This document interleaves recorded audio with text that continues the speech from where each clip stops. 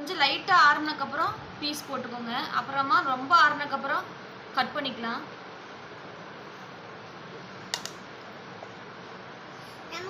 ஏன்னா ரொம்ப காஞ்சிருச்சுன்னா செட் ஆயிரும், வராது.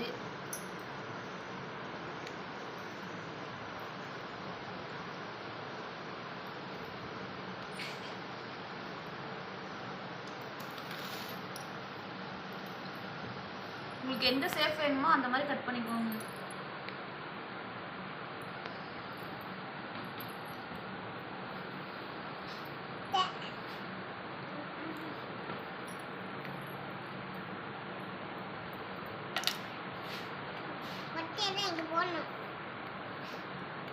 கட் பண்ணிட்டு நல்லா காஞ்சக்கப்புறம் எப்படி இருக்குன்னு காமிக்கலாம் ஃப்ரெண்ட்ஸ்.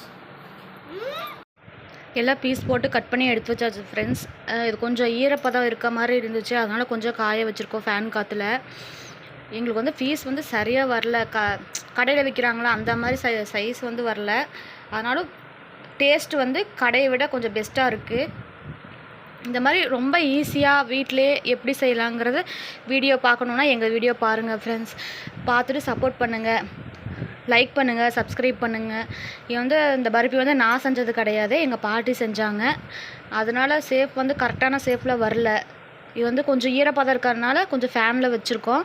ஏன் ஃபேனில் வச்சுருக்கேன்னு கேட்காதீங்க, கொஞ்சம் ஈரப்பதம் இருக்கிறதுனால ஃபேனில் வச்சுருக்கோம்.